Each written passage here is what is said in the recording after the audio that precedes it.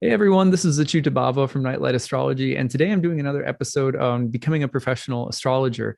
With me is former student in one of my programs, professional astrologer, awesome all-around guy, Spencer Michaud, and he's here to talk with us about becoming a professional astrologer today. So thanks for being here, Spencer. Hey, thanks, Achuta. I really appreciate you having me on. Yeah, so I met Spencer, I don't know, it must have been like 3 or 4 years ago now, or something like that, maybe 3 years ago. Yeah, 2018. 20, yeah, right. And I thought about that. And Spencer came through some of my programs, but is one of the glowing examples of students in my program in terms of people who went on to develop a professional astrology practice. He's got a thriving practice now. He's teaching, he's speaking, he's creating regular content, seeing clients all the time. And just the kind of person that I want to ask questions to in this series. How did you do it? I mean, I'd love to think my course had some part in it, but it had a part in it. But also, you have a unique background, you have unique skills that you bring, you have experiences that you've built, things that have worked and have not worked. So, I'd love to just start by maybe before we get into that, just start by asking how you got into astrology and how it became a viable option for you as a career. Like, how did you even start thinking about that as a possibility? Yeah, it's been an interesting journey for sure. I started studying astrology in college, so I'm in my 40s now. I'll date myself. I mean, I think it's appropriate to say where we started from. So, around 1998, 99, 2000, I was in college and started studying modern astrology after I was gifted Linda Goodman's Love Signs by a Right. girlfriend in college. So Nice. a lot of people, I think, have started with that book. And then someone else gave me The Only Astrology Book You'll Ever Need by Joanne Woolfolk, which is absolutely not true. Like Right. many thousands of dollars and many bookshelves filled later. Yeah, I'm a bit of a bibliophile, so I keep collecting books and sources. But those books really got me started. I started, looking at things at like tarot.com with Jeff Jower and Rick Levine. This was back in the day. These were the materials that we had. One person I wanted to shout out with this is Barry Pearlman. I don't know if you have met Barry Hmm. before, but his blog Astro Barry was one of the first like legitimate, like this is real astrology type stuff. So I was reading him every week, and I got into the work of people like Jan Spiller, who really focused on the nodes and things like Hmm. that. Um, Studied a lot of Joseph Campbell and Carl Jung, was thinking about doing a master's degree at Pacifica Graduate Institute in depth psychology and mythology.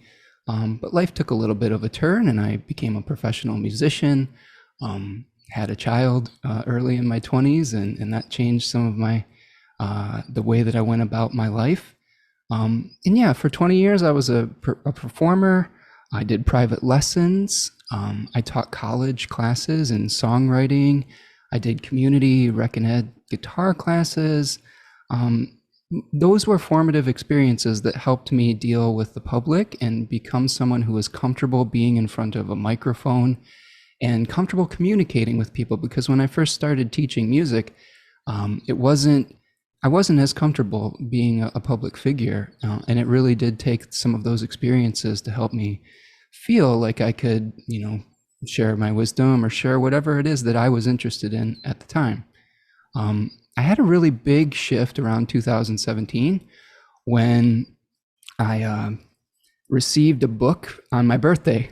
It was an interesting solar return.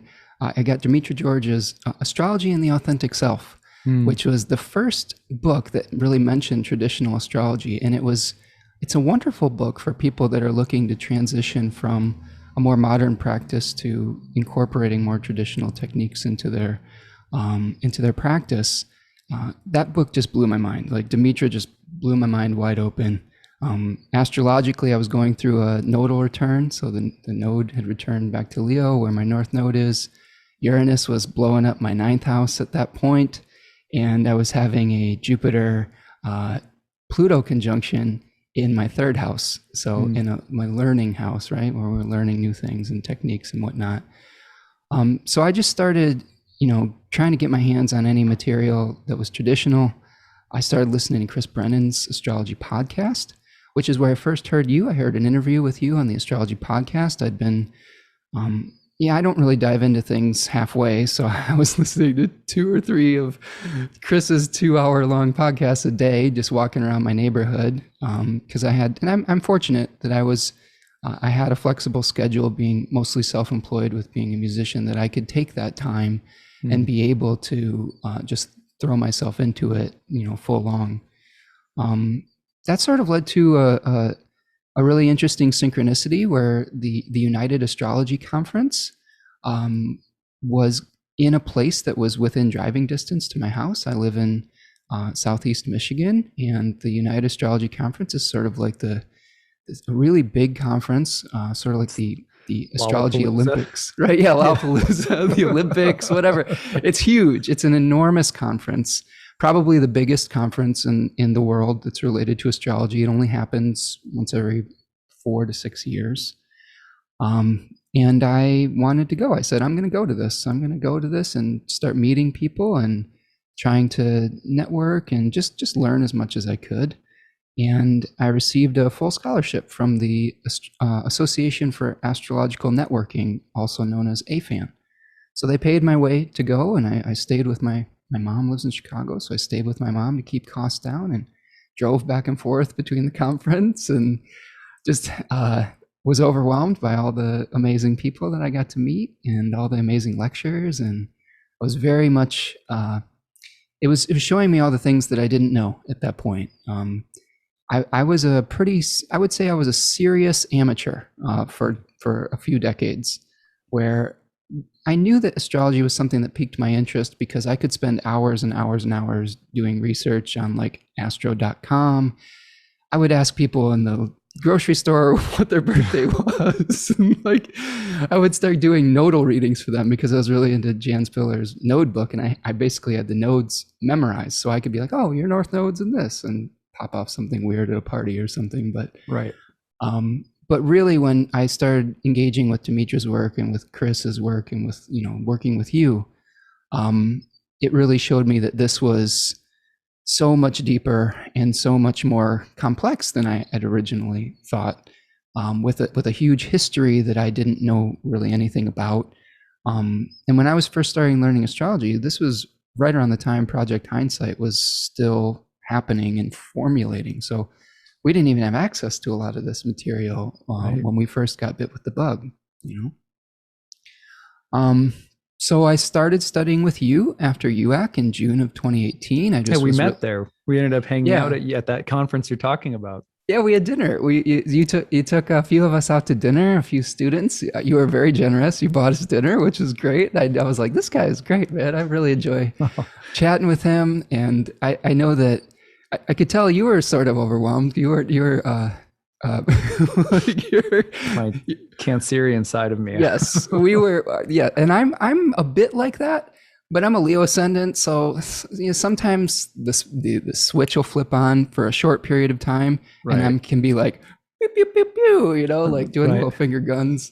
But then I have to like take a big break afterwards, and but it was cool. At UAC, I got my chart read by Rob Hand during one of his workshops.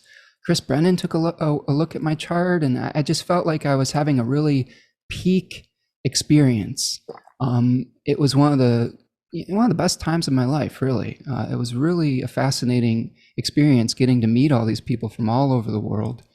And it's interesting because I think my expectations about what the community was and my role within it or all of this was I was still very new and idealistic about that.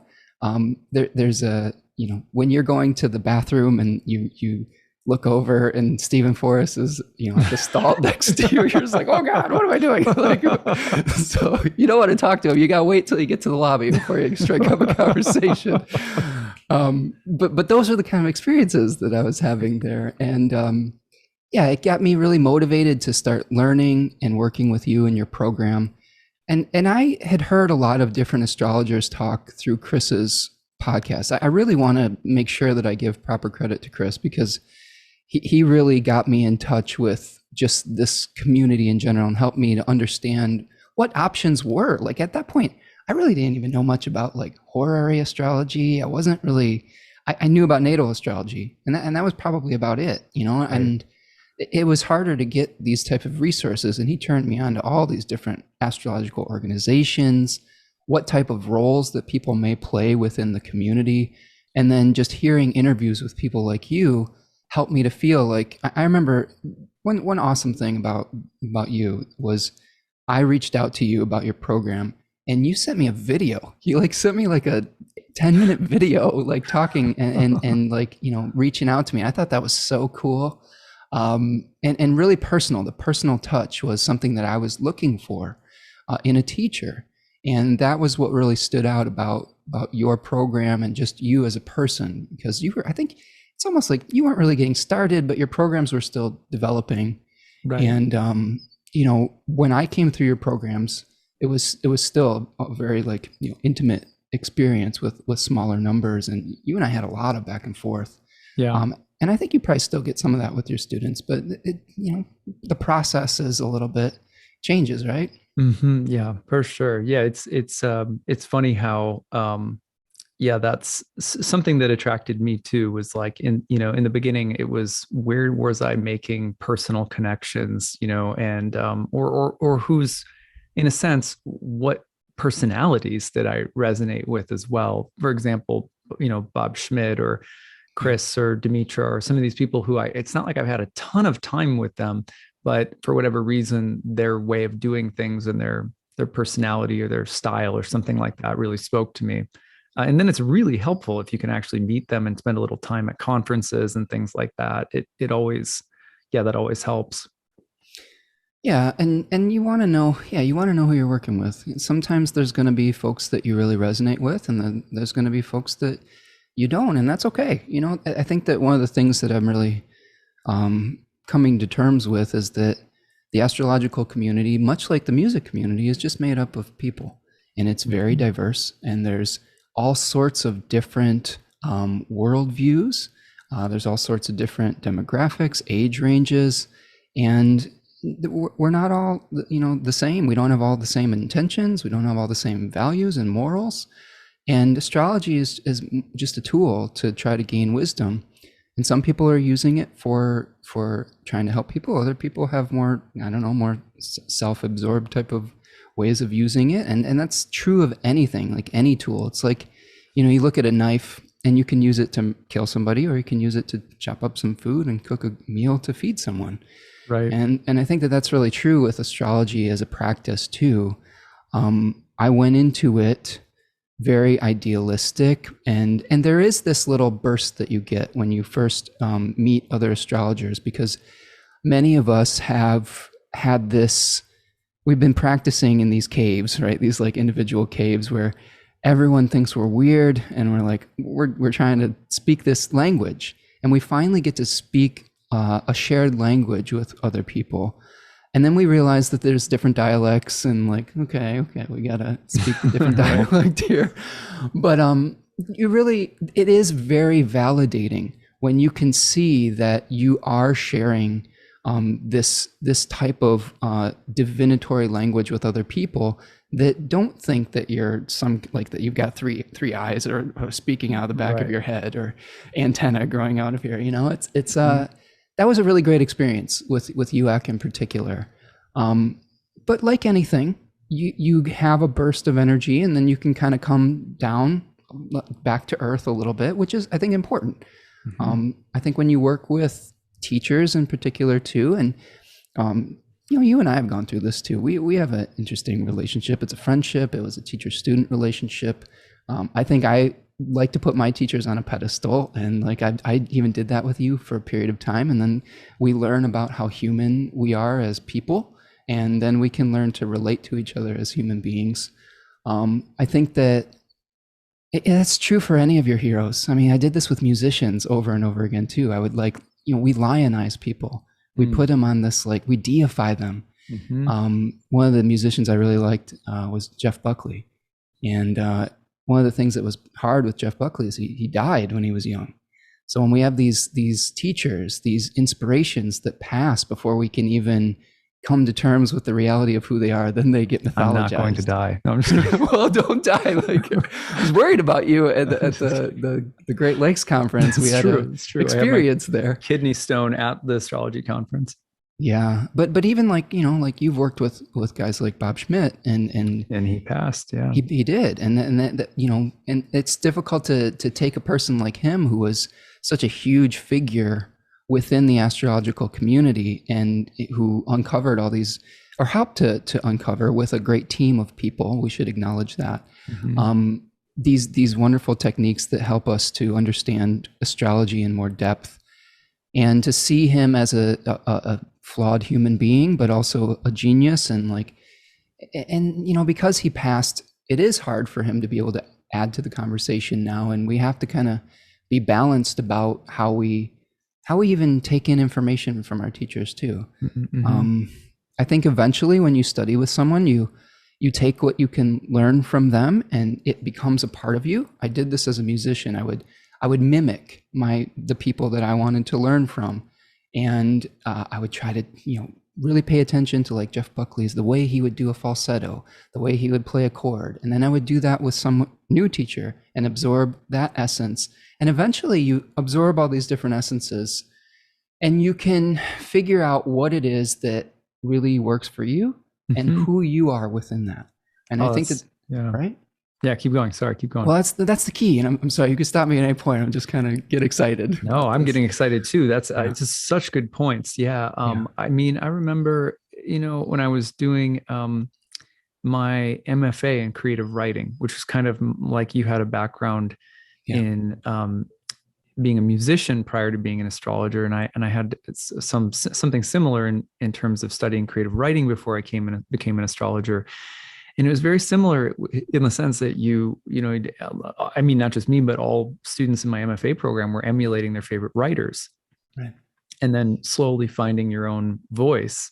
And then there's this weird part of that process where you, two things. I mean, I think it was Faulkner who said, you have to kill your darlings. Have you ever heard of that before? Yeah.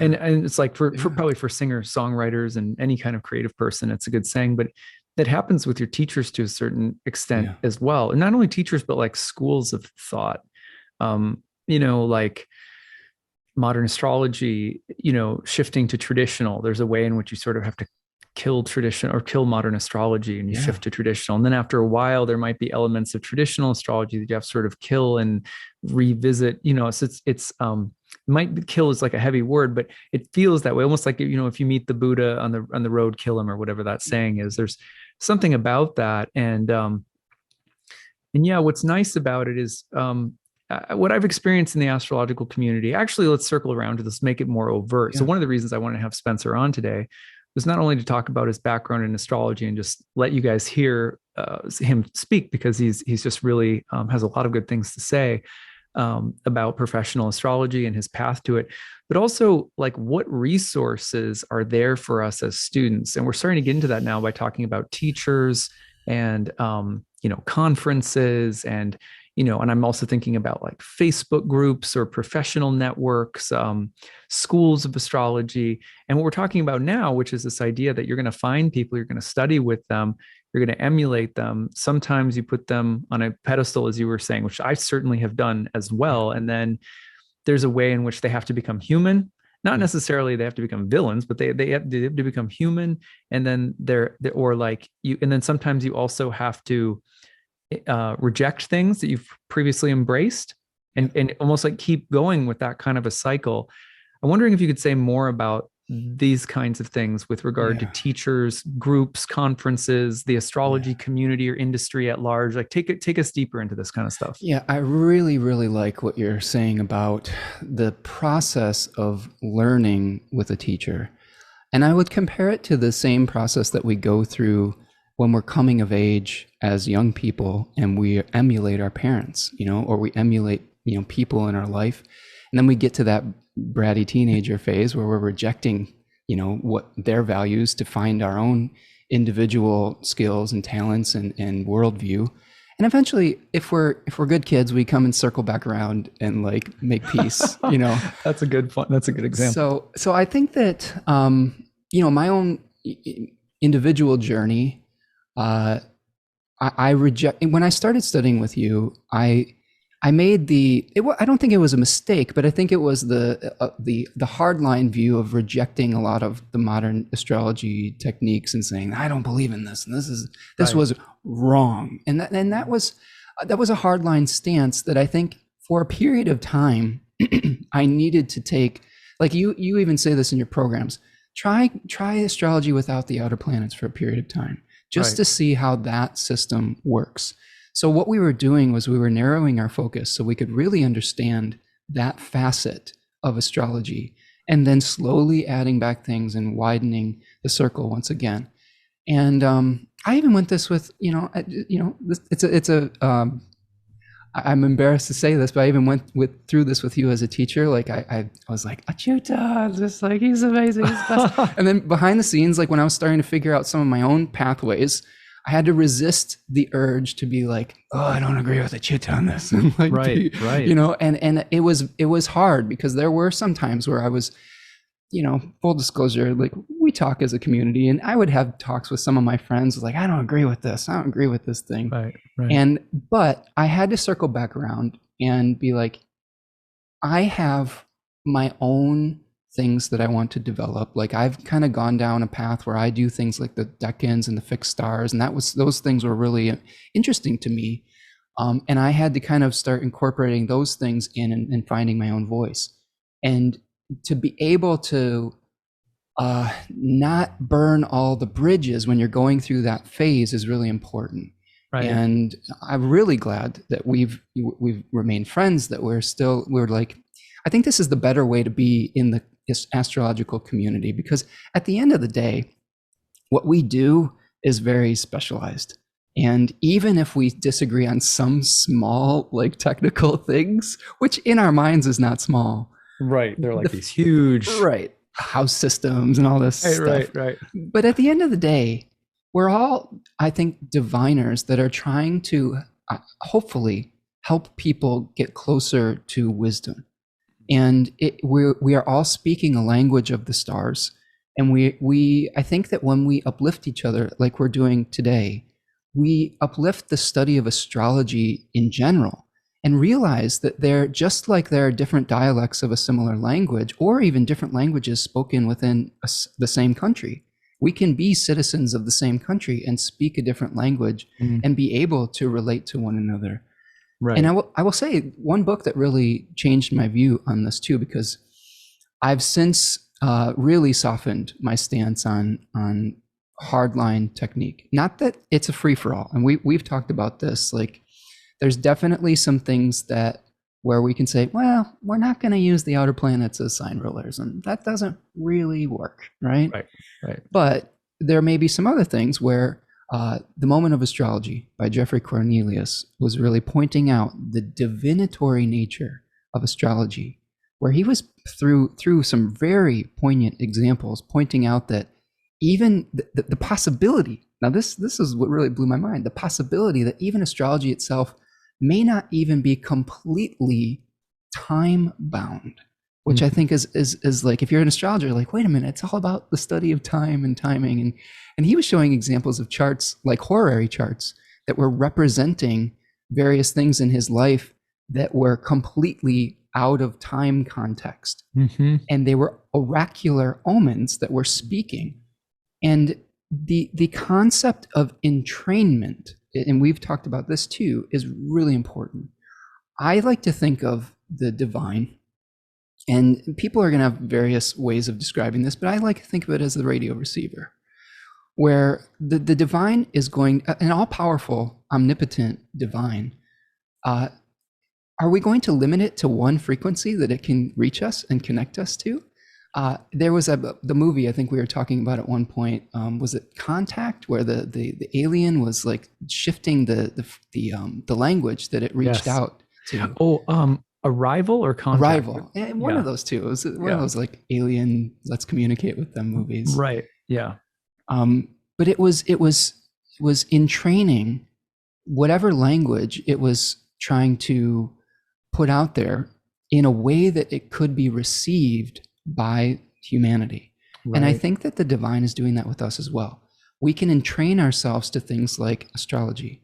We can entrain ourselves to traditional astrology. We can entrain ourselves to modern astrology. We can entrain to tarot, numerology, animal symbolism. I actually studied animal symbolism for quite a period of time, to the point where I can go on a walk and I can see an animal and it will have an oracular message for me. Mm. And I can be like, oh, okay, I saw a fox today. I need to be careful to blend into my environment, since foxes are known for camouflage. Mm. And they're also known as protectors of the family. So maybe that would be a message to me, like, make sure you're paying attention to your family today. So I will get stuff like that every once in a while. And with the I Ching, and that's why what I've started to develop is what I call integrative divination, where I'm studying astrology, but I find that what I liked astrology for at this point is I feel like astrology gives me more concrete events and topical examinations. And if I need to think about what do I do and what is my moral position within this, I'm going to go more towards like a tarot reading, or the I Ching in particular is an oracle that I like, that specifically focuses on what types of behaviors should you develop in response to this. And that to me is a really interesting direction to go as well. Yeah, I love that. There's something, it's like a little bit like the psychology of religion, where different religious paths may all lead somehow to some sort of divine communion, states of ecstasy, different techniques of ecstasy. But they're all, as Ram Dass would say, they're all pointing us home, or something like that. But yeah, the different paths exist because different people exist and different psychologies exist. And to me, I agree with you. It's like the different kinds of oracles, whether you're flipping cards or runes or I Ching or whatever particular elements of craft end up speaking to you. To me, it's almost like the psychology of religion, where there's something about our own soul and its personality that has to be a part of what the techniques that we're using, or the approach that we take, or whatever. And so that's really an important point, especially for people who are listening to this, trying to, get some wisdom for how to approach astrology, maybe even becoming a professional astrologer, knowing that it's okay to look for the tools or techniques or approach to the oracle that feels aligned with your personality. Knowing that it's normal. Let's just recap some of the things we said. Knowing it's normal to go through a period of maybe adhering to a school, a set of principles, a teacher or two, and then sometimes having to go through like a dissonance phase as you individuate and differentiate yourself in your own practices or beliefs. If you can manage to do that if you can manage to do that, and if teachers can manage to do that for their students without, that's a normal and healthy part of the process, without there being some unnecessary, like fighting or contentiousness, that's a really good thing. And it's normal for that to be a part of the process. And a lot of the times, I think the other really valuable point you made was about circling back to things. I find myself right now, after, 5 years of being really into Hellenistic astrology, of bringing back elements of Liz Green. I've been reading a ton of Liz Green, and just bringing back that psychological, mythical dimension of the signs and planets. And I find more of a need for that, not surprisingly, as more and more of my clients suddenly are needing a lot more psychological attention. In previous years, as I was more focused on Hellenistic techniques, a lot of my clients were really asking about outcomes a lot more. So those kinds of shifts that you're describing are so it's so true, and such good advice that you're giving people. I want to ask you maybe one or two more questions before we end today. The first question is, what are the pros and cons? I mean, just like the best things and maybe some of the challenging things about trying to develop, let's say friendships or community outside of like classrooms and teachers. Talking about professional networks, conferences, friends who are in the astrology world, being in groups, Facebook chat, that kind of thing. what are the best things that those kinds of groups or community has to offer? What are the things that you would offer some, just bewares Yeah. to people as well? Yeah, it's complicated, isn't it? I think that we're living in this new digital landscape where we're trying to uh, learn new sets of social customs and how to relate to one another in a way that is peaceful when we are behind these screens and we can't see the pain that we might cause somebody if we say something mean about them to their face. And I think that that's a really important point, is learning some of the soft skills are really important. This is something that my music career prepared me for, because one of the things in a creative field that really helps is being able to find yourselves in informal situations and be able to be yourself. When I was first starting out in the music business, I bristled with anybody that I could tell had an agenda with me, and I really liked people that were just like, hey, what are you all about? What do you like? And I want to know more about you and what you're into, and let's just be friends first. And I think that that's a really important way to approach these types of relationships. I think that mm, the challenge, I think, is that oftentimes, and really this is true, it just depends on the person's personality.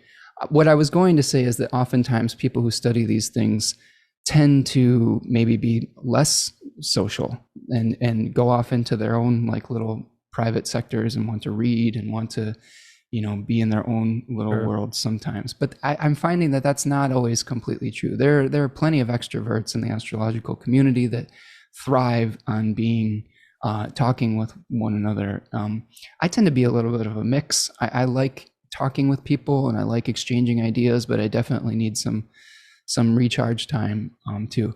So I've been able to go into social situations like your class, like astrological conferences, and I think that what I would suggest for people is figure out what you can give first rather than what you can receive. I think that shift right there is really important. What can you offer? And even if it's, and sometimes people feel really hesitant because they're like, when I first started learning astrology, I was literally a decade behind you and Austin and Chris Brennan. And I was like, oh man, what do I have to offer these folks? I'm a decade behind. But what you have to offer is your life experience. You have to offer your heart. You have to offer your soul and your light. And maybe you don't have all the technical skills yet, but you have life experience and you have a various set of skills that you can offer up to help. And when I got out of UAC, I was like, what can I do to help? And I saw that I had a local astrology conference that was sort of struggling a little bit. And I got involved as a good Pluto and Libra generation, trying to bridge the gap between potentially an older generation and a younger one. The conference in my local area it was run by folks that were having difficulty with some technology. I've got my buddy back here. I was going to say hello. It's close to his dinner time, so hopefully he doesn't unplug everything. Right. But anyway, yeah, I felt like the role that I could play was, I had met a lot of people at UAC that I thought were brilliant astrologers, and I was trying to connect maybe some of those younger people like you with some older astrologers that maybe had just never even heard of someone like you, because they maybe aren't as actively online or on social media or things like that. So I tried to be a bridge for that and try to be a bridge between maybe some of the generation gap and offer up some, I'm not like a web designer, but I offered up some technical skill and tried to get some new perspectives and diversity into the local conference that I was a part of. The challenges involved with doing something like that, change is hard sometimes, and people resist change. And when people have been doing something the same way for a long period of time, there can be egos involved, and there can be like expectations, pride. My own pride was involved in a lot of some of these interactions, and I think that I had to learn what a healthy balance of involvement versus, I hate to use this word, but it's almost like return on investment, return on time investment. And there was a point where I felt like I was maybe giving more than I wanted to, and I needed to take a step back. And there are certain people in the astrological community that are master organizers.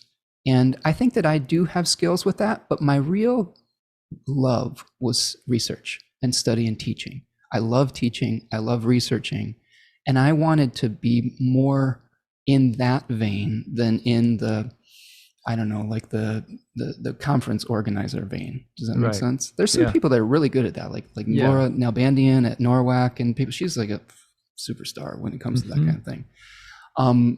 But I wanted to do more of the research and teaching type stuff, and so I started a YouTube channel, and I really needed to.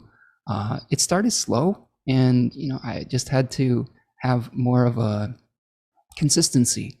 And I just started talking about what I knew. I didn't try to do too much. And eventually it built up over time. I started doing a weekly forecast that was pretty detailed. And then in the beginning of 2021, I was trying to mimic my teacher, where you put out videos like every other day, and realizing I did that for about 6 months. And I realized that was not a sustainable pace for me to be able to do some of the other things that I needed to do.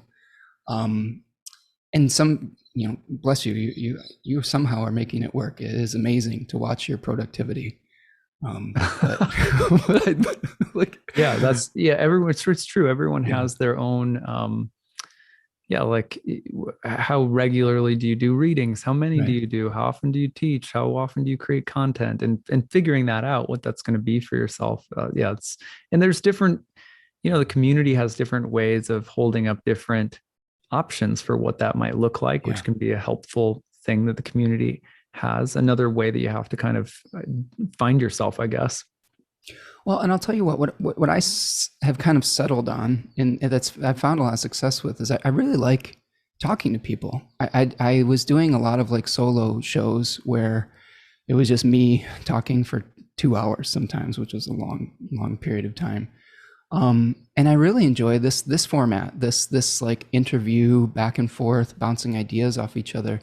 So I started doing live streams on YouTube where I had not only interaction with another guest speaker, but with an audience who were asking me questions, and I was getting a lot of good feedback with that. So now I do a new moon and a full moon live stream and a monthly forecast with a special guest. So I do 3 live streams a month, and I will do various little videos here and there, as well as taking clients and doing astrological tutoring. So I like teaching people and like doing the one-on-one interaction like that. And I have a lot of experience from my music teaching background. And just starting to develop content, developing courses. I did your Nightlight speaker series and did a Decans talk. So put a lot of energy into that. Yeah, thanks, man. It was a lot of fun.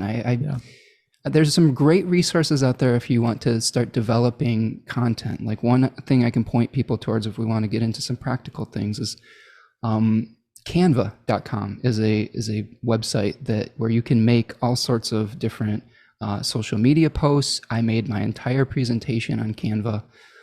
You can use things like Keynote. I don't know, there's other various computer programs where you can do presentations.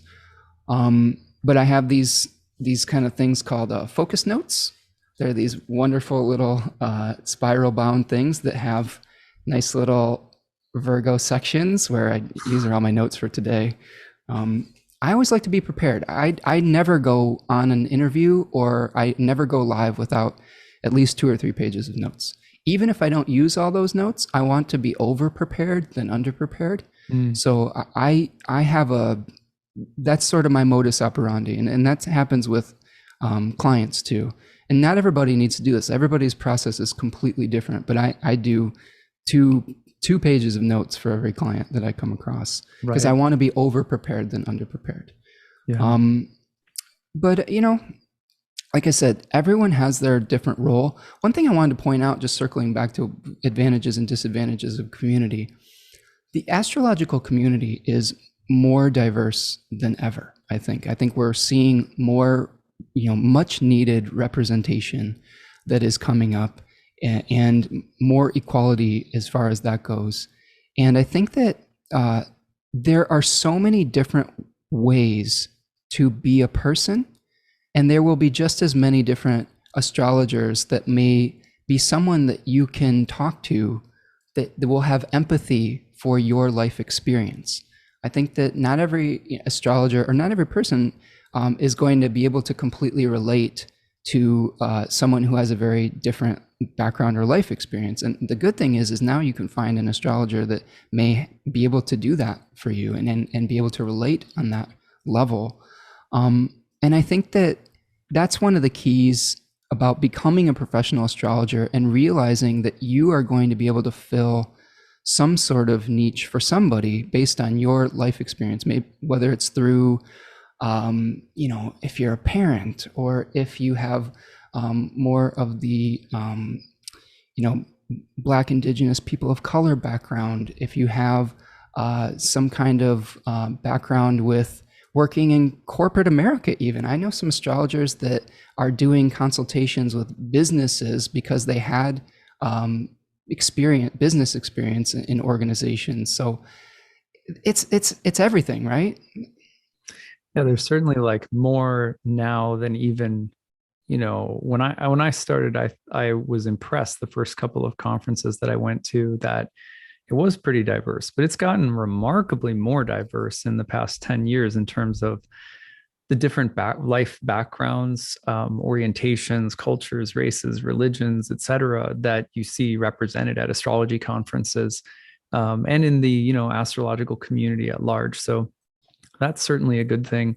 There's also one thing that I wanted to bring up. It's a can of worms, but especially over the last 3 or 4 years, as everything has been so politically contentious, it's also important that there's enough astrologers out there that you can also probably find an astrologer or two that are going to match your worldview. But by that, I mean, things are very contentious right now. Are you a masker or an anti-masker? Are you a vaxxer or an like all these political dispositions? It's very hard nowadays to find an astrological, let's say, YouTube channel where the astrologer isn't taking up a particular stance, or maybe you want them to take a stance, but they're not, or whatever the case might be.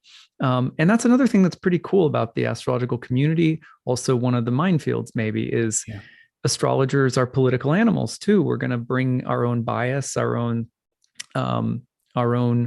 predispositions. We tend to politicize astrology even when we don't think we are, in positive maybe and negative ways. So all of that seems to be a part of the abundance that's there in terms of like the diversity, but also that you could choose. You can find astrologers that kind of speak your language or that walk your path, but also you have to be careful because you could turn on a YouTube channel and find out that the astrologer is using the astrology to forecast things that really have to do with maybe their own bias, and that's a part of it too. Well, I'll tell you, that is an excellent point. And one of the first questions that I asked when I was at UAC 2018, I was at a panel discussion where they were talking about politics, and there was Stephen Forrest, Chris Brennan, Sam Reynolds, Chris McRae, and I was like, my mind was blown. And I asked the question, I was like, how do we become pure channels and objective channels for this craft? And they were all kind of like, that's an easy question. Thanks, Spencer. I always ask the good questions, I think. Oh, that's a good one. And I really think that Jeffrey Cornelius really opened my eyes to the point that there is always going to be some subjective bias, with the astrologer and the material. And what we're trying to do is create that oracular space, that third thing between us, the material, the messages, and the client.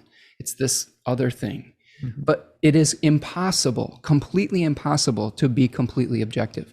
And we're starting to see this with people who are, pointing out some of the historical biases that may have influenced astrology as well, and really trying to examine how did culture affect the way that we described the planets and the symbols themselves.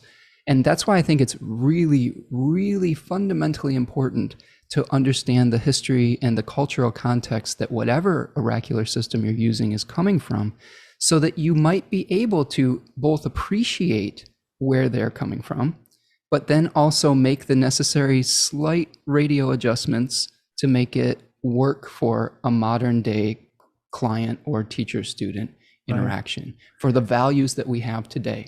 And that doesn't mean we completely abandon the systems. Okay, this is something I'm struggling with the conversations that are coming up in the astrological community, and it's really causing me to think long and hard about it, because there's a lot of criticism that's been going on about, ancient Greek and Roman civilization, and rightfully so.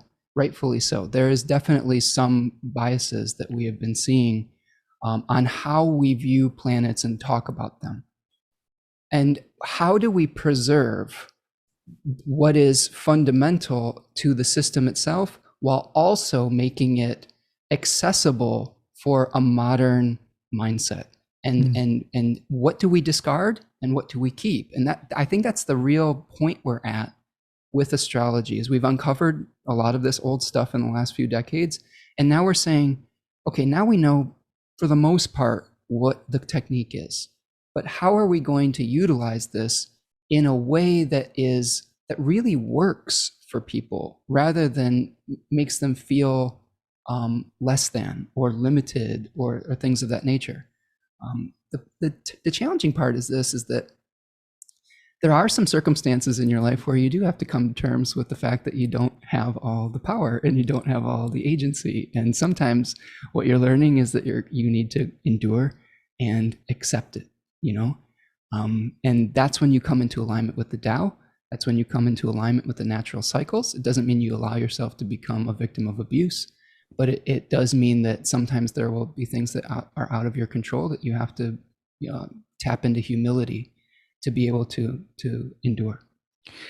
Yeah, those are really good points. And I always think of my my guru's guru, who talked about, he was an innovator because he brought bhakti yoga from India to the United States, and a lot of his god siblings were very critical of him because they thought, well, you're diluting this this message in adapting it to the modern Western audience. And he would say the Dharma, the teachings, they're eternal, but they appear in time, place, and circumstance always. So they have to be repackaged anew, for every new generation, and time, place, and circumstance. And it takes a real, it takes, not that he was so, praising himself, but it takes an inner realization to understand the essence of something to the extent that it can also be communicated or adjusted sensitively to a new time and a new era and stuff like that. And yeah, that definitely feels like it's part of the challenge, before us now. And essence versus form is really the key, isn't it? Yeah, it is, because even cultures, like even time periods, if we treat them as though there's something objective and absolute about the Roman Empire, or something objective and absolute about the past versus now, we're also starting to not fully appreciate the fluidity of context. So it goes both ways. It's such a difficult thing. I like to say that astrology is like it comes from, just like all great ideas or music or something, it's somehow eternal, but you find a new way of expressing like a minor key. There's like so many different ways of expressing it. Or so I think that's kind of the way that I've understood the challenge anyway. But can I add something to that? Oh yeah. Sorry, yeah. I didn't mean to cut you off, but I didn't want to lose this. That was one thing that really came up in my Decan research, is the lenses that we are looking these things through. I compared it to a proropter, I think is what it's called, those optometry machines where we're constantly adjusting the lenses. And what came up in that Deccan research was the culture that had received this information like a game of telephone would always make certain adjustments to reflect their own cultural values. Sure. And so we've been doing that for centuries. And that's just part of the beauty of the natural cycle of change. And I think that part of our job is to maybe try to identify some threads of essence that are eternal and are some eternal truths, while also being flexible enough to allow the form to change. When we get attached to form, that's when I think great evils are really cast on the world. But when we get attached to that, when we really try to get to that center, that essence, and allow form to rise up and to pass away, and like the spinning wheel, that's when we really have, I think, found the wisdom of sages, that are trying to pass this down. Nice. I love that. That's great. Well, we are out of time. This has been such a good conversation, so enlightening. I came in with some ideas of what we wanted to talk about today for all of you listening.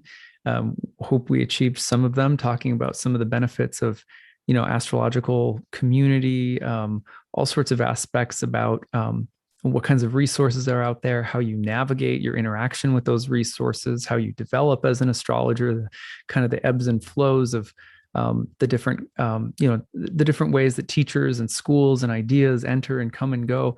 There's so many different things to reflect back on. So I encourage everybody actually probably re-listen to this talk a second time. And there's probably, it's like I always tell my clients, if after an astrology reading, and every astrology reading I've ever gotten, if you listen back, a few times to the reading that you've gotten, you'll hear something new. And I have a feeling that today's episode will be like that too. If you listen back to this a few times, maybe in the months ahead, you'll get something different from it each time. There was a lot of good stuff said today.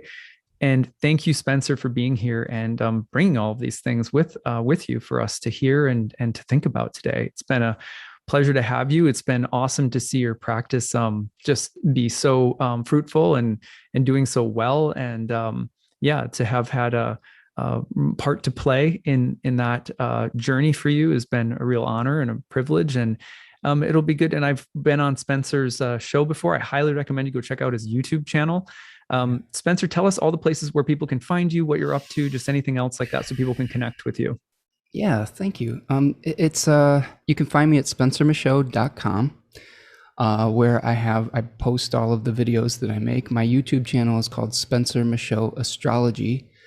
You can also find me on Instagram and Twitter at Spencer Michaud. I have a webinar that is coming up on September the 4th, the Decans of Virgo, which is an integrative divination webinar where we're going to take a deep dive into the three decans of Virgo, and I'm planning on doing that as a monthly series for each of the signs. So that you can find a link to register for that on my website. I do readings and live streams. I've got a few cool guests coming up for the live streams as well. Sam Reynolds is going to be on to talk about the September astrology.